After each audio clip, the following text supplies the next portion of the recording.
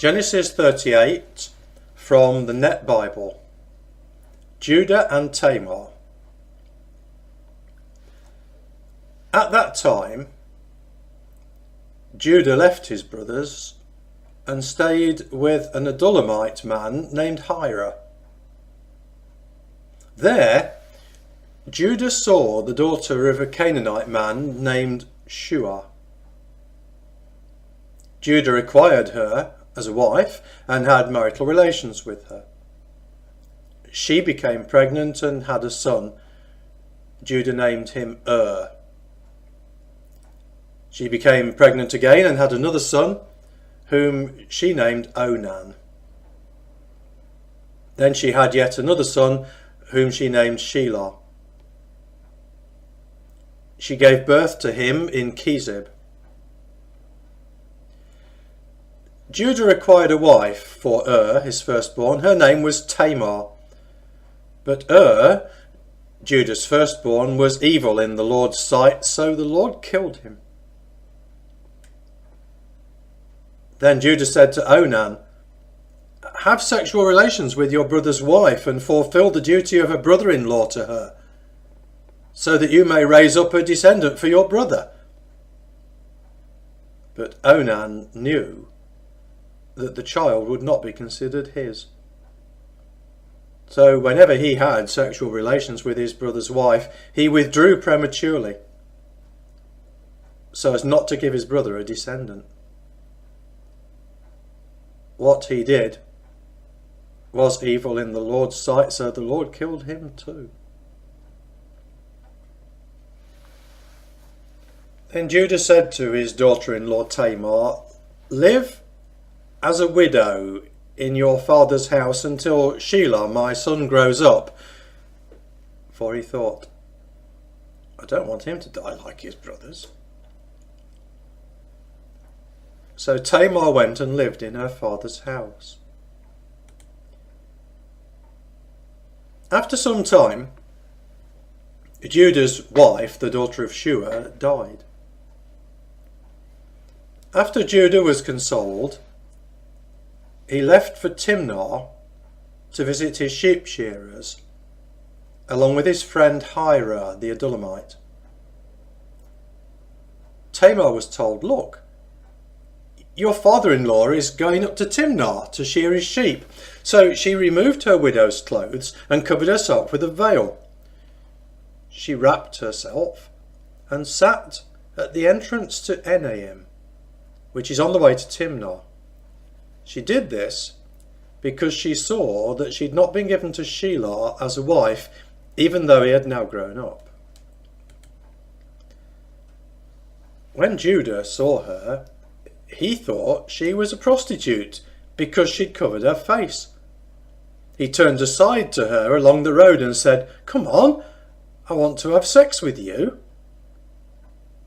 He did not realize it was his daughter-in-law. She asked, "What will you give me in exchange for having sex with you?" He replied, "I'll send you a young goat from the flock." She asked, "Will you give me a pledge until you send it?" He said, "What pledge should I give you?" She replied, "Your seal, your cord, and the staff that's in your hand." So he gave them to her and had sex with her. She became pregnant by him. She left immediately, removed her veil, and put on her widow's clothes. Then Judah had his friend Hira the Adullamite take a young goat to get back from the woman the items he had given in pledge. But Hira could not find her. He asked the men who were there, "Where is the cult prostitute who was at Enaim by the road?" But they replied, "There's been no court prostitute here." So he returned to Judah and said, "I couldn't find her. Moreover, the men of the place said, 'There has been no court prostitute here.'" Judah said, Let her keep the things for herself. Otherwise, we will appear to be dishonest. I did indeed send this young goat, but you couldn't find her. After 3 months, Judah was told, "Your daughter-in-law, Tamar, has turned to prostitution, and as a result she has become pregnant." Judah said, "Bring her out and let her be burned."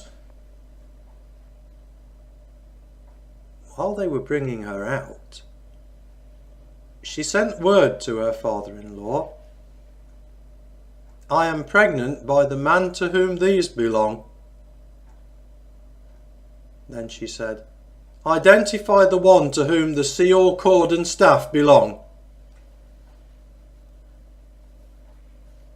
Judah recognized them and said, "She is more upright than I am, because I wouldn't give her to Shelah, my son." He did not have sexual relations with her again. When it was time for her to give birth, there were twins in her womb. While she was giving birth, one child put out his hand, and the midwife took a scarlet thread and tied it on his hand, saying, "This one came out first." But then he drew back his hand, and his brother came out before him. She said, "How you have broken out of the womb!" So he was named Perez. Afterwards, his brother came out, the one who had the scarlet thread on his hand, and he was named Zerah.